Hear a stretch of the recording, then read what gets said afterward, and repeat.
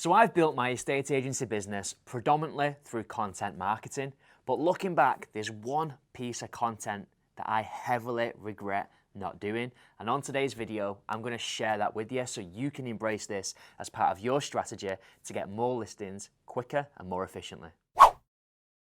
Hello there guys, it's Ben here, the one with the beard. Thank you for tuning in to today's video. Please take a moment to subscribe to this channel if you haven't already, and don't forget to hit the bell to make sure that you get notified immediately of any new content. Anyway, that's enough of the formalities. Let's jump straight into today's video because I know you're looking forward to finding out what the key piece of content is that I missed out on my content marketing strategy. Now, this is something that I always planned to do. When I set up embracing Facebook and doing video in particular, I thought I must start creating content around this because I know just how powerful it's going to be and how this could really make my business just explode. But typical and true to form, I got too overwhelmed, too busy, and I just completely neglected this out of my strategy. I never did it and I never came back to it. And if I was starting over again, this is probably one of the first bricks that I'd put into place in terms of building the foundations for my brand and my content marketing strategy. And that tool is going to be to interview buyers in your local market. Now, of course, over here in the UK, it's all about the seller. It's all about the vendor. It's all about getting listings. And generally speaking, the listings come onto the market, they attract the buyers, and then we connect the two as estate agents. If you're a great agent, you'll use leverage from social media, from the portals, from the content you provide to create as many inquiries as possible to get that seller the best possible price. But the key is that that's the way that it tends to go.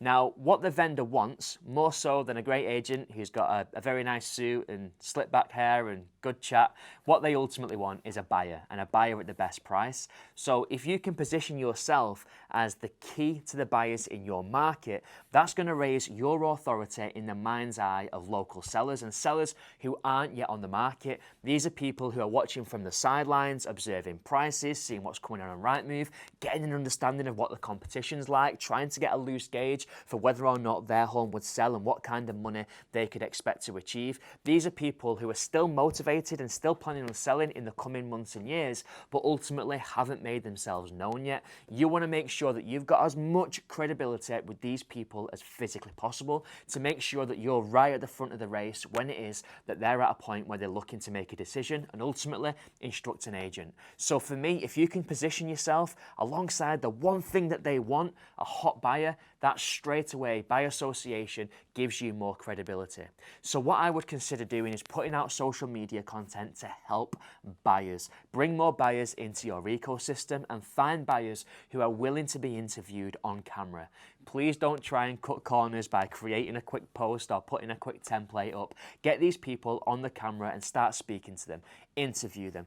Ask them about their background, about their position, about their ideal budget, about their maximum budget, about what they're looking for in an ideal world, about what locations they consider, how many bedrooms they need. Unpack the buyer's story on camera to build up some relatable value with the vendors who are no doubt watching on the other side of their phone. Now, what this is going to do is bring to life the concept that you have genuinely got hot buyers waiting to move. Now, it might well be that the buyer that you're interviewing never buys a property through you, but the ultimate idea of this is to position yourself by the buyer so again you become the key to that particular individual. So the vendor is more than likely to reach out to you and say, oh, I noticed the interview you did with Karen last Tuesday. She was looking for a 4-bedroom house up to 400,000. I think my house is probably worth about 420, but I'd have a conversation. Is it worth introducing Karen? It opens up a door, it starts a conversation, and ultimately it starts the process of you building rapport with that client to bring their home to the market, irrespective of whether or not that property is suitable for Karen. It creates a bridge, it gives value, and it inspires confidence that you're the person to fix their pain point. In this case, the sale of their home. So guys, something to think about. As always, if you got value from this video, don't just listen, don't just write it down, don't just think, yep, that was a cool idea. Make sure that you action this, implement. Theory without action is just a waste of time.